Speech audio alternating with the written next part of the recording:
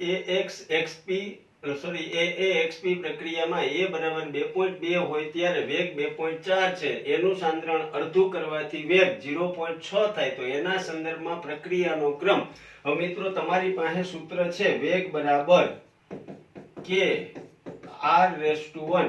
હવે પહેલા માટે વેગ છે 2.4 છે, ત્યારે k ના k r બરાબર તમારી પાસે છે શું તો કે 2.2. બીજા સમીકરણ માટે વિચારો તો આનો સાંદ્રતા કેટલી કરવામાં આવે તો કે અડધી કરવામાં આવે, એટલે કે સાંદ્રતા અડધી એટલે 1.1, ત્યારે વેગ કેટલો થઈ જાય તો કે 0.6. આ બેનો ભાગાકાર વિચારો તમે તો 2.4 ભાગ્યા 0.6 અહીંયા રેસ ટુ a.